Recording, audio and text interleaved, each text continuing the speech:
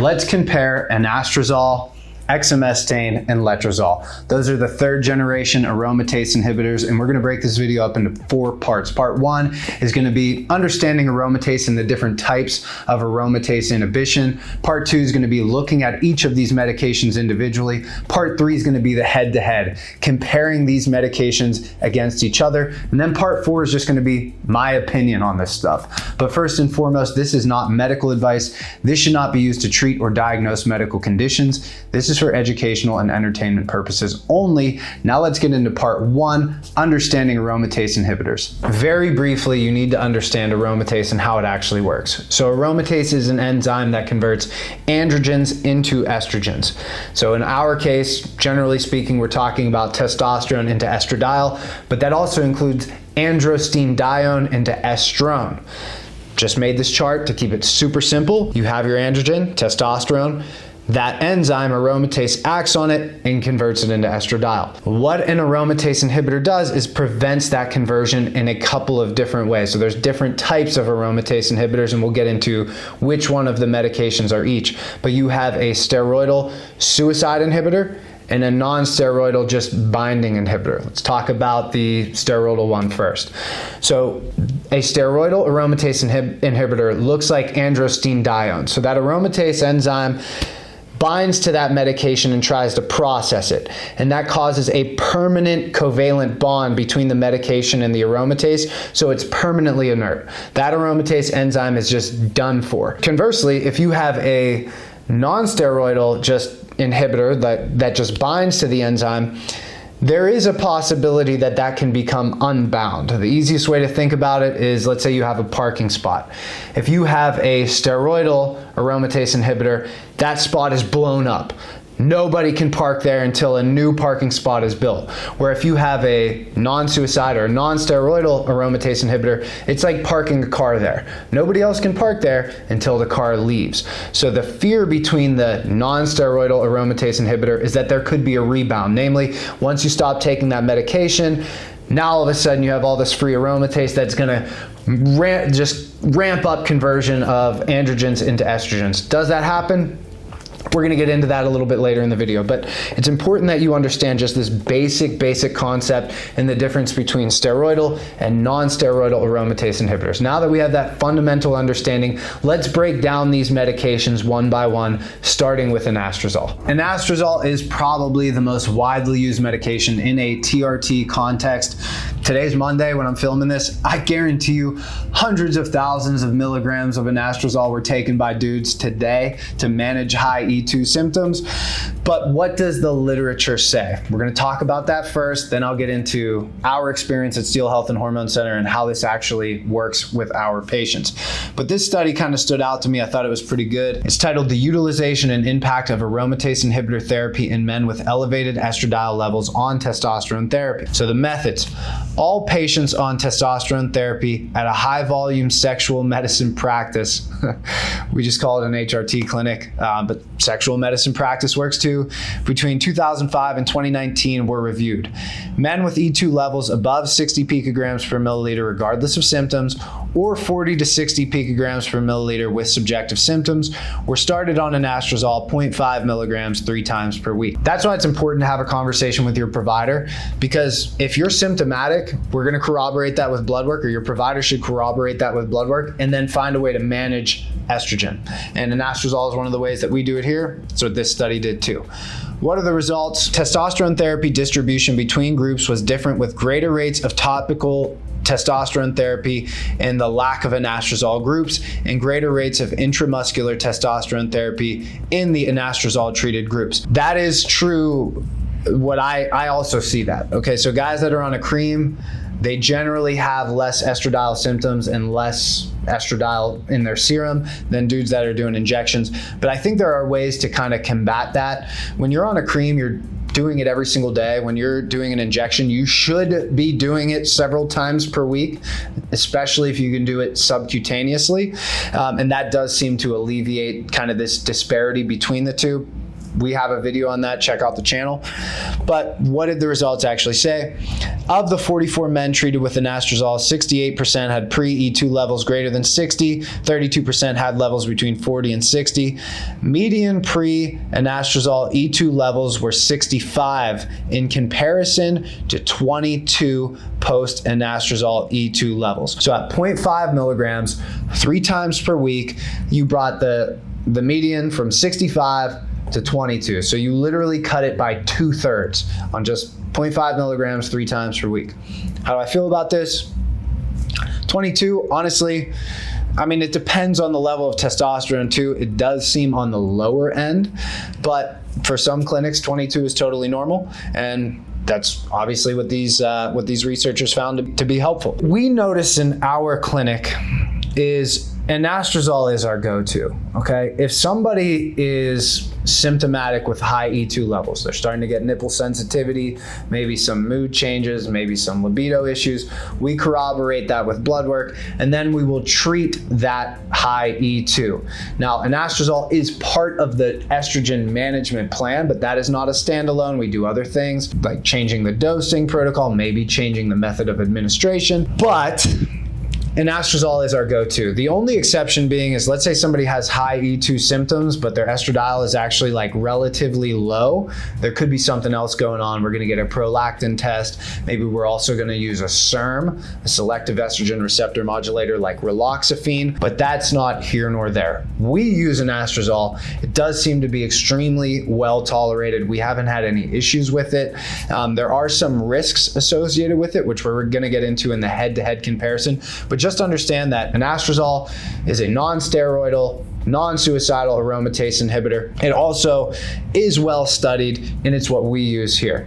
Just to briefly touch on this, the fear with these non-steroidal, non-suicidal aromatase inhibitors is that you're gonna have this huge rebound effect when you come off of this medication, and all of a sudden your estradiol is gonna shoot through the roof. Does that happen? No, I'll be honest with you, we don't see that because anastrozole is just part of a treatment plan of managing estradiol. And even for guys that, like, I own a gym too, not just this HRT clinic, dudes that blast gear, like blast 500, 600, 700 milligrams of testosterone, and they use an aromatase inhibitor like anastrozole.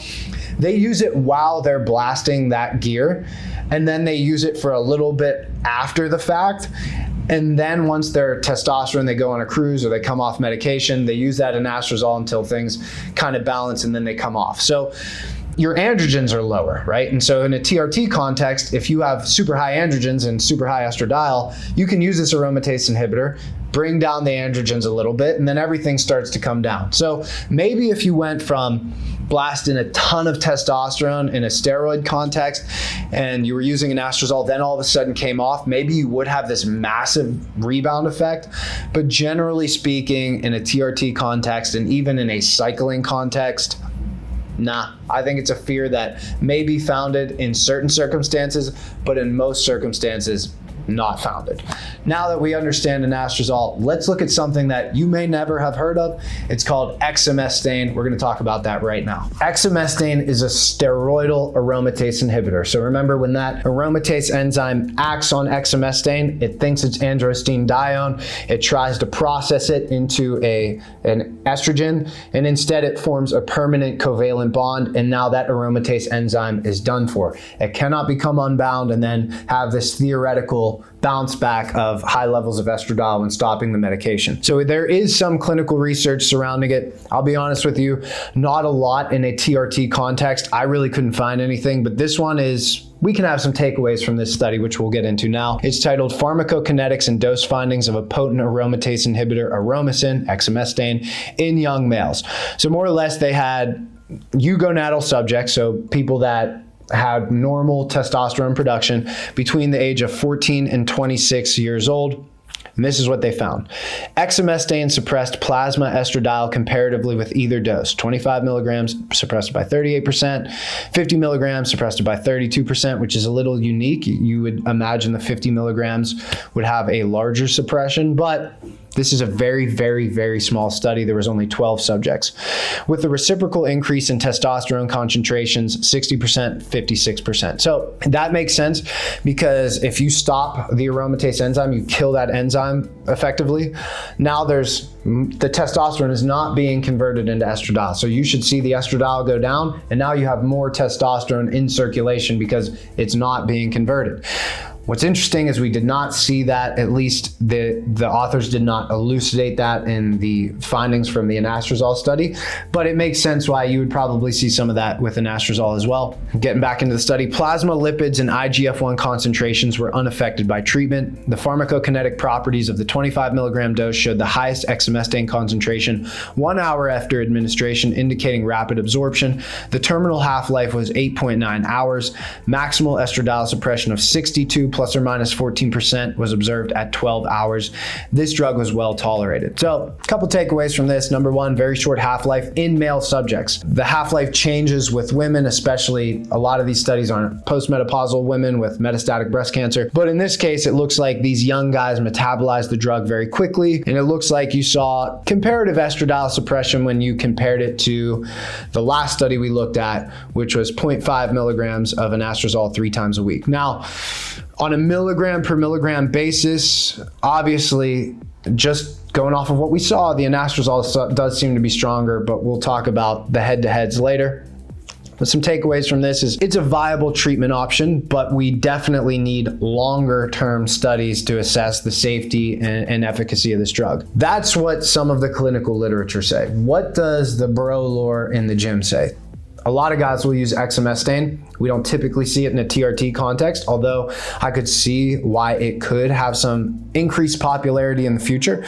But from a steroid perspective, guys will use Exemestane and they'll use it, I would say, when they're using heavier aromatizing compounds like high-dose testosterone, high-dose D-ball, anything that's going to turn into a lot of estrogen. Some guys swear by Exemestane. They like it more than Anastrozole. Why is that the case? I'll be honest with you. I think that it may be a smoother decrease in estradiol.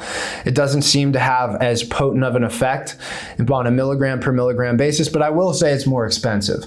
But I guess these guys that are buying their drugs off the dark web are probably able to get this much cheaper than, I'll be honest, than I can. We use pharmacies. We use 503A and 503B compounding pharmacies. But this does seem to be a viable option for suppressing estradiol. And I believe that, again, based off of just this one study, kind of extrapolating and bro lore from the gym, it does seem to have a potent effect on lowering serum estradiol. In a TRT context, I could see how it would work, but this is not the go-to therapy.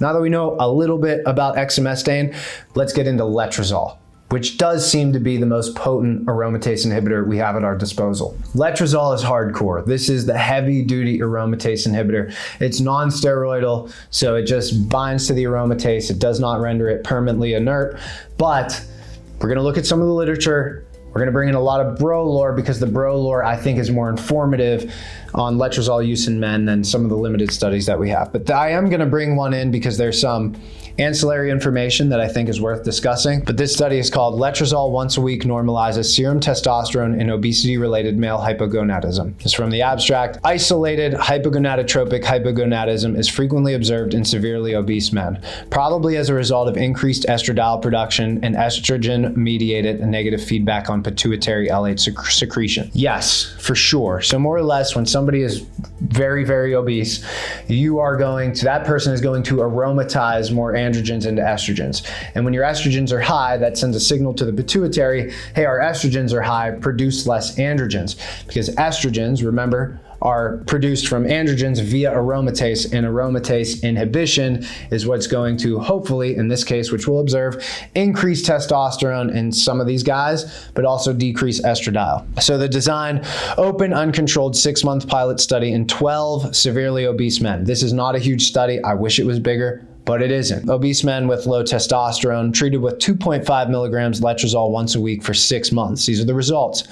6 weeks of treatment reduced E2 from 123 to 58 with some variation, and increased serum LH from 4.4 to 11.1 with some variation, total testosterone from 5.9 to 19.6 with variation, and free testosterone from 163 to 604 with some variation. Total testosterone rose to within normal range in all subjects, whereas free testosterone rose to supraphysiological levels in 7 out of 12 men.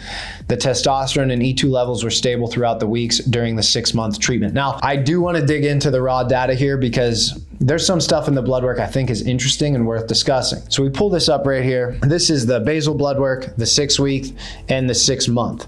So some of the stuff that stood out to me, we already know. Obviously, LH went way up. Prolactin went down a little bit. Not sure if it's statistically significant, again, because this is a very small study, but I found that interesting. Prolactin went down, testosterone, free testosterone went way up. I want to draw attention to this. Total estradiol. So you can see the basal, it's 123, and that's picomoles per liter. Strange, but that's what they measured it in. At 6 weeks, it got cut in half, overcut in half to 57. But then at 6 months, it went up a little bit. Okay, same thing with free estradiol. You can see 3.8 to 1.8 to 2.5 at the 6 month. This is interesting. Reason being is because this doesn't necessarily lend to the validity of the theory that when you use a non-steroidal aromatase inhibitor, there's a chance for it to become unbound and basically skyrocket estradiol. Reason being is because they were on 2.5 milligrams the entire time. But what this does lend some evidence to, just lends evidence to, is that when you are crushing aromatase, your body may upregulate aromatase production. So I thought that was a little bit interesting. And again, this is a very, very small study, 6-month treatment. These guys were also not on testosterone replacement therapy. So those are important distinctions. But some of the crossover information that we can take from this is that it works, okay? At just 2.5 milligrams once per week, we see robust estrogen suppression for up to 6 months, or at least during the time of the treatment in these guys. And I think that kind of crosses over, because talking to guys that actually use letrozole, and I do not know a lot of them, I just know a handful of them, these guys swear by this medication, and generally they'll use it when they're having severe E2 symptoms. So they get like super red, moon face, sore nipples.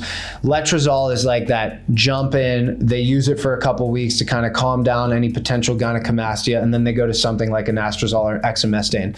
So not only does it work great on a milligram per milligram basis, I just dosed once per week, but in a, I guess, steroid context, or what I know from guys that actually use it, it is a powerful medication that can kind of stop E2 symptoms in its track. Do I see a use case of this in a TRT context? I really don't, especially when we're going to talk about the next session, the head-to-head and the safety profile of it.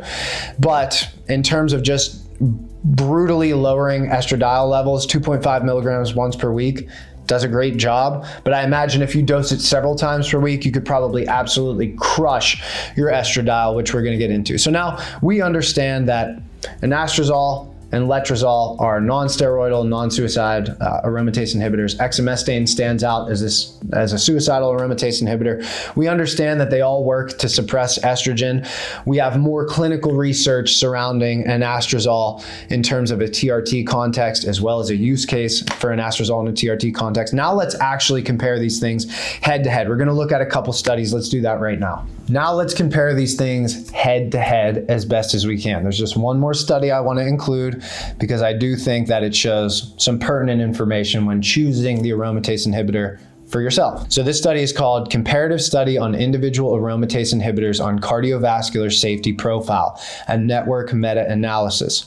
From the abstract, then we're going to dig into the raw data. The third generation aromatase inhibitors, anastrozole, letrozole, and exemestane, have now become standard adjuvant endocrine treatment for postmenopausal estrogen receptor positive breast cancer, complementing chemotherapy and surgery. Because of the absence of direct head-to-head comparisons of these AIs, an indirect comparison is needed for individual treatment choice.